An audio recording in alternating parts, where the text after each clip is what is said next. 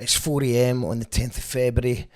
The boogeyman of rap, Kendrick Lamar, has just played the Super Bowl halftime show, and he played the Grammy Award winning diss track, Not Like Us. And this really is Drake's worst nightmare coming true. The sheer level of pettiness and hatred that Kendrick has for Drake is officially unmatched. There's 130 million people tuned in live, and that's before all the online content kicks in. So, just going to have a quick look at the highs and lows of Kendrick Lamar's performance. He's been there before. He played Dre's iconic halftime show just a couple of years ago, but this time it was all about him. And I think that in general, it was a great performance, incredible breath control. Definitely live, by the way. I can see people saying it wasn't live. His bits were definitely live, and he's running about the stage. Maybe SZA's vocals sounded like it might have been pre-recorded, but this is live music. This is what I quite a lot of live music. This is live. There's no doubt it was live. So let's just stop with that. And it's there's a couple of parts where I thought it went a wee bit flat. So let's just look at where it went right, and you can tell me if I'm being picky about the bits that I wasn't so sure of. K. Dot, undisputed king of rap. He's had a hell of a year. Last week winning 5 Grammys, creating one of the albums of the year in GNX just a couple of months ago, and an incredible run of diss tracks that's displaced Drake as the number one relevant at this moment artist in hip hop. Can I just start by saying I've never seen the appeal of Drake. It's corny, immature pop landfill.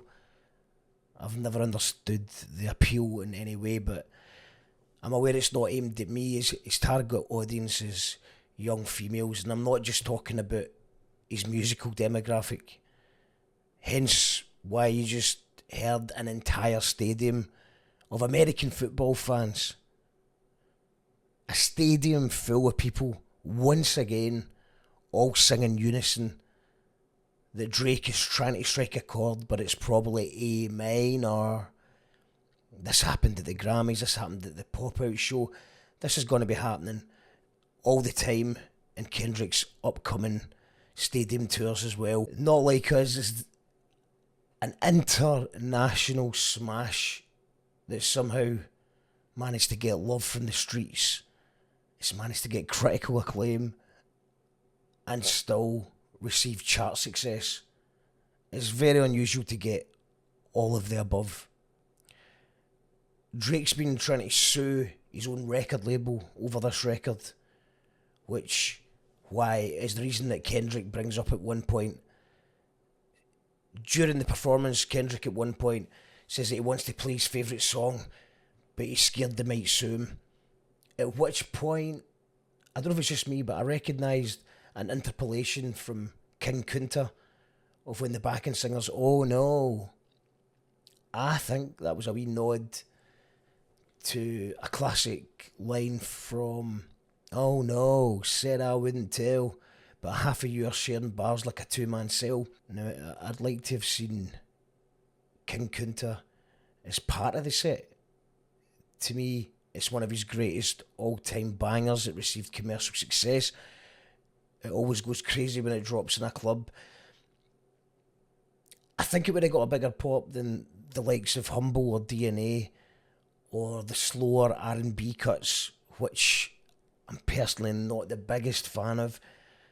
But to be fair to the latter, that did help tell the story of Kendrick. And how are you supposed to make a medley of 10 or 12 minutes when you've got such an extensive back catalogue and try and keep everybody happy? It's not really possible. He had to toe the line and between keeping a mainstream audience happy while also trying to keep it real for the hip hop fans. Probably the biggest show in the world. The Super Bowl, by the way, is not the biggest sports event in the world. I just looked that up. It's 8th or something. The World Cup, the soccer World Cup is number one.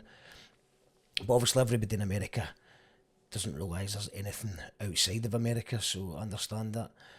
But when it comes to an actual halftime show, probably out with maybe the Olympics opening ceremony or a World Cup opening ceremony, this is the show every year that you want to play. Love the fact that he kept teasing, not like us, as if, is he going to do it, is he not going to do it? He just used it, he just built up to it, and he made the song the centrepiece of his entire performance.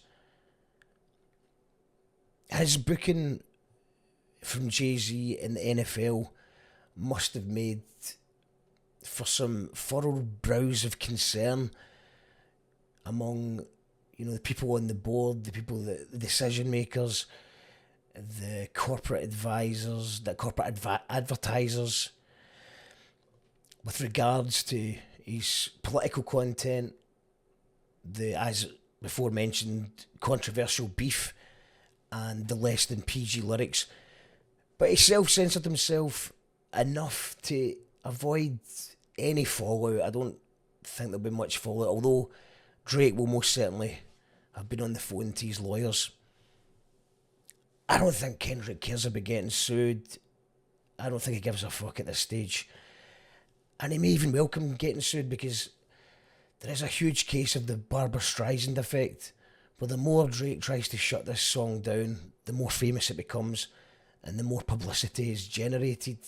So Kendrick avoided the swear words, and I thought Samuel L. Jackson was fantastic in playing the role of Uncle Sam, which gave it a bit of a political edge. For me, I would like to see more of that. He's on the biggest stage in the world, with the new president, Donald Trump, potentially still in the crowd. And as the USA creeps further into a right-wing oligarchy, I do wonder if Drake should have been his main target. But on the plus side, the Uncle Sam metaphor of playing the game really hit home. Was he playing the game with Jay-Z, who booked him and has his own allegations of misconduct at the moment? I wonder if Jay-Z ends up being convicted of being involved in the Puff Daddy saga. I would be interested to see if Kendrick keeps the same energy against the man who booked him for the Super Bowl, with all the stuff that he's thrown at Drake. It would be a bit hypocritical of him just to ignore Jay-Z's allegations. If convicted, it might be absolutely nothing. It might just be internet chatter. But from a booking point of view, from Jay-Z's point of view, it was a no-brainer to give Kendrick the accolade of performing at this. Kendrick is one of the biggest stars in the world right now. I reckon probably only Taylor Swift could stake a claim as somebody who's maybe more relevant or more deserving of it, based on the amount of the sheer volume of tickets she sold last year for her Eras tour. But I don't really like Taylor Swift's music, but a lot of people do, and I really love Kendrick's music, so I'm happy Kendrick got the nod. But yeah, the reason I brought up Taylor Swift, I just can't really think of anyone else right now on that level of Kendrick. That's how big he is in hip hop, that he's actually up there with the biggest pop star in the world right now. And now he's undoubtedly established himself as an international superstar. It's completely well deserved. Musically, there were people that will say that it was the worst halftime performance ever.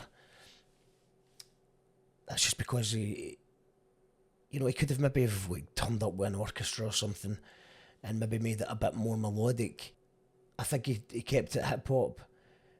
It worked. The dancers were great. Great cameo for Serena Williams, who's actually the sister of one of Drake's exes, which adds a little bit extra to it as well. So I think, all in all, a successful performance to go alongside those Grammy Awards. and the run that Kendrick Lamar is on just now will be studied for years to come, and I'll reckon he's probably got another album in his pocket that's ready to be released this week. So stay tuned for that if that is the case. But what do you think? What do you think? Did Kendrick? You know, I can see people already saying that he was too political.